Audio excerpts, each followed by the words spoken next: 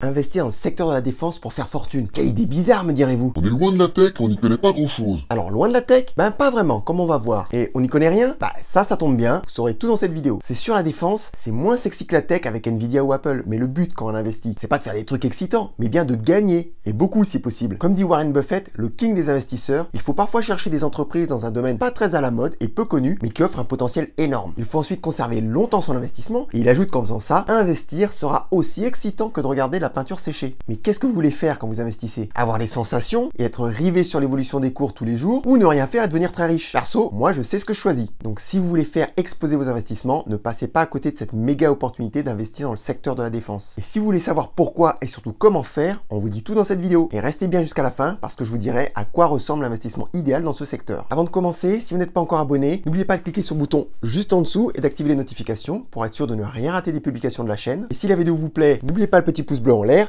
Et maintenant, allez, c'est parti!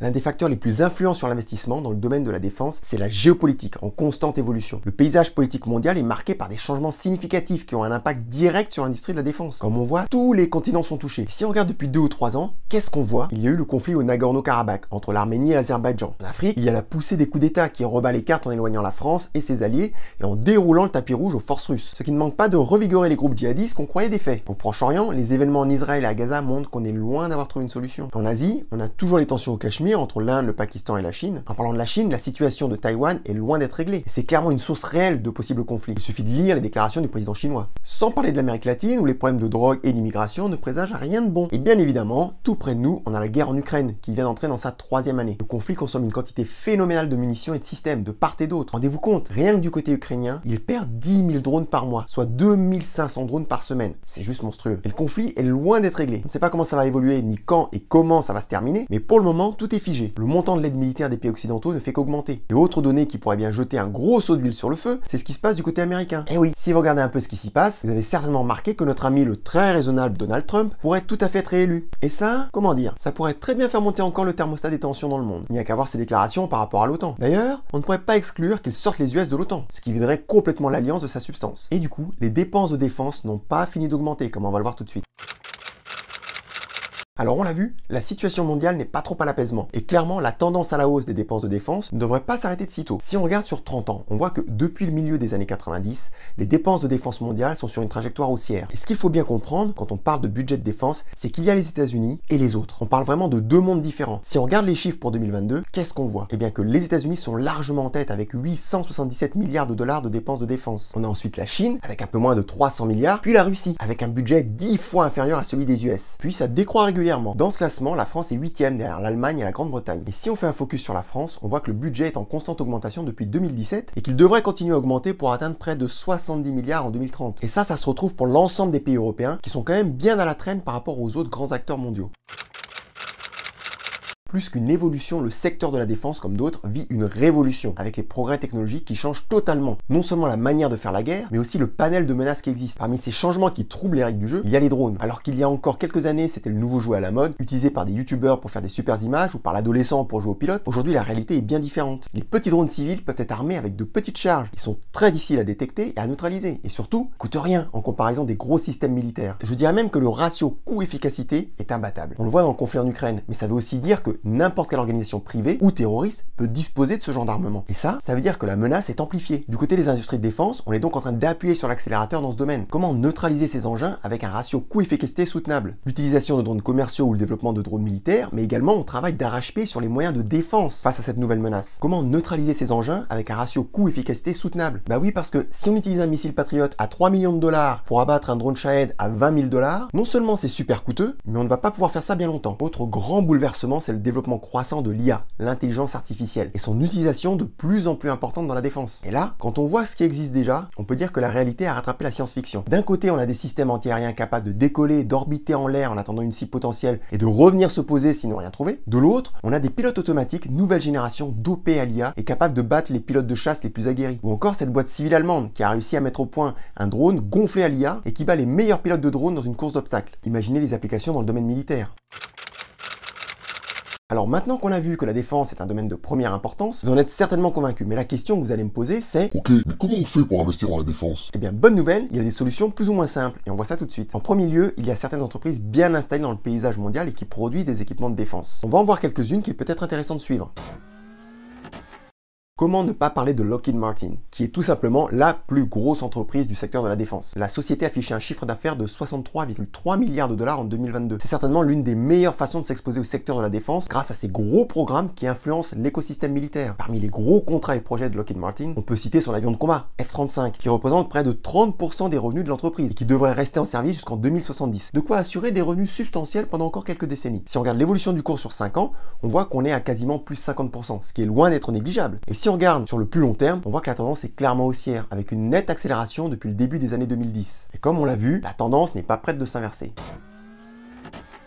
On reste aux US pour cette deuxième valeur. General Dynamics est une entreprise diversifiée dans le domaine de la défense, qui opère dans une grande variété de segments. Près d'un tiers de son chiffre d'affaires vient du secteur des systèmes et technologies d'information, qui recouvre notamment les systèmes de télécommunication, de contrôle, de surveillance et de commandement. 28% du chiffre d'affaires est fait dans le domaine maritime via les sous-marins et les bateaux. 22% du chiffre d'affaires provient des avions d'affaires et un peu moins de 20% des systèmes de défense et de sécurité, autrement dit, des chars et autres véhicules blindés de combat, mais également de l'armement et des munitions. Si on regarde l'évolution du cours, ces 5 dernières années, on voit que l'action a progressé de plus de 55%. Et oui, pas mal. Et sur le long terme, on voit que l'action explose depuis les années 2010, malgré un gros trou d'air en 2019-2020. On va maintenant faire un tour du côté du vieux continent avec des entreprises que l'on peut placer dans son PEA. Et pour ouvrir le bal, Cocorico, une entreprise française bien connue puisqu'il s'agit de Dassault Aviation. Dassault, c'est le fleuron français de l'aéronautique avec sa gamme d'avions d'affaires, les Falcon, mais surtout son avion de chasse Rafale, qui après des débuts timides est maintenant un succès à l'export. Comme on le voit, le carnet de commandes est bien rempli, ce qui assure un solide chiffre d'affaires pour les années à venir. Au niveau court, qu'est-ce que ça donne? Sur 5 ans, l'action est à plus 32%. Et sur le plus long terme, également un gros trou d'air entre 2018 et 2020, et depuis, une méga progression. On reste en France pour cette autre entreprise du secteur de la défense puisqu'on va parler de Thales.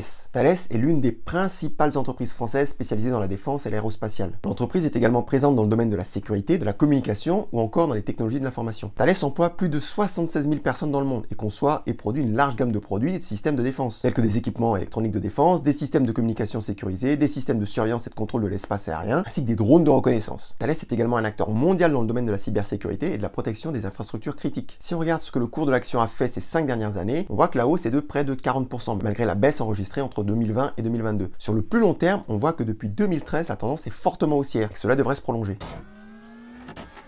On reste sur le vieux continent, mais on élargit au-delà des frontières françaises avec Leonardo, qui est une société italienne spécialisée dans le domaine de la défense. Plus particulièrement, Leonardo est spécialisé dans l'armement, les hélicoptères, l'aéronautique, l'industrie spatiale et l'énergie. La société s'illustre notamment au travers de 2 filiales, Augusta Westland pour la partie hélicoptère et des produits comme le AW249 et Air Macchi pour la partie avion, avec notamment le M346 et sa participation au projet GCAP, Global Combat Aircraft Program, en collaboration avec le Royaume-Uni et le Japon. Sur 5 ans, le cours est en hausse d'un peu moins de 90%. Ah oui, tout de même, le titre a quasiment fait x2 en 5 ans. Je crois qu'on peut dire que c'est pas mal. Sur le plus long terme, là, c'est plus mitigé, parce qu'il y a eu pas mal de hauts et de bas, surtout depuis la méga chute du titre dans les années 2000, où le cours avait été divisé par 3. Même si ça va mieux maintenant et que les projets sont là, il faut tout de même être un peu plus prudent sur cette valeur.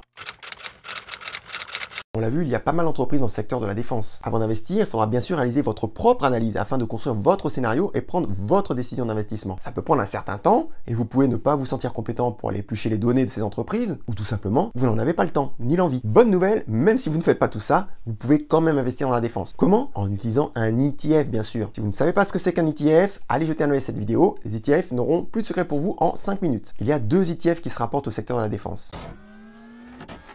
Le premier est géré par Van Eck. L'ETF est récent puisqu'il a été lancé en mars 2023. Il offre aux investisseurs l'accès à des sociétés de technologie de défense, de cybersécurité à grande échelle et aux fournisseurs de services liés à la défense. Les frais de gestion sont de 0,55%, ce qui est acceptable sans être exceptionnel. C'est un ETF physique, ça veut dire que toutes les valeurs sont bien détenues en propre. Il est coté sur plusieurs places boursières en Allemagne, au Royaume-Uni, en Italie et en Suisse. En ce qui concerne sa composition, on voit qu'on n'a pas les plus grandes boîtes comme Lockheed Martin ou Northrop Grumman. En revanche, des sociétés dans le top 20 sont quand même présentes avec Booz Allen, Leonardo et Thales. Mais il y a surtout des boîtes un peu plus loin dans le classement comme Safran, Kinetic ou Saab. Au niveau de la répartition géographique, pas de surprise, plus de 50% des entreprises se trouvent aux US. On a ensuite la France avec 19%, puis on tombe à 5% avec l'Italie. Et en ce qui concerne la performance, comme l'ETF a été créé récemment, on n'a pas beaucoup de recul. En revanche, l'ETF réplique les variations d'un indice, le MVDEFTR, qui signifie Market Vector Global Defense Industry Total Return, donc en comptant les dividendes. Et là, on voit que l'indice a affiché une performance de 7,53% en 2022 et 36,51% en 2023.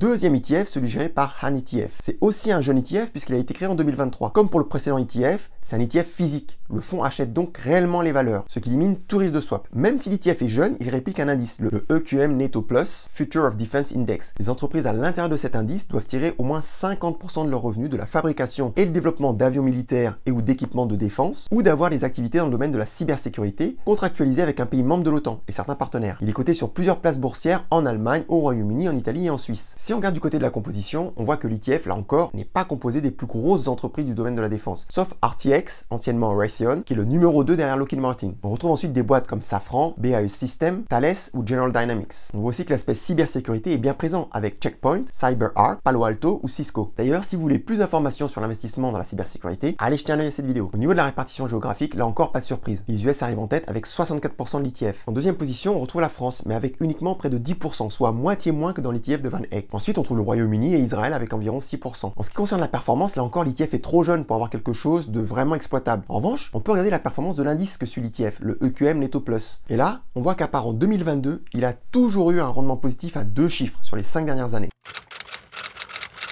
Donc on l'a vu, il existe plusieurs solutions pour investir dans le domaine de la défense. Du coup, on peut se demander quelle option privilégier. Comme souvent, la solution se trouve dans l'équilibre. Un mix de ces deux options sera certainement la clé pour être bien exposé au secteur de la défense et profiter de gros rendements futurs. Le top, c'est donc d'avoir des parts d'un de ces deux ETF, ou pourquoi pas les deux, et de compléter par des actions de certains poids lourds du secteur qu'il faut absolument avoir en portefeuille, comme Lockheed Martin. On peut aussi choisir d'augmenter la pondération de certaines entreprises en achetant des actions de sociétés déjà présentes dans les ETF, comme Dassault par exemple. Bon ça demande une analyse plus approfondie pour bien choisir les entreprises à renforcer. Également, certaines entreprises sont présentes dans les deux ETF, ce qui provoquera une surexposition si vous achetez les deux ETF. À vous de voir si ça vous convient ou si vous préférez ne prendre qu'un ETF.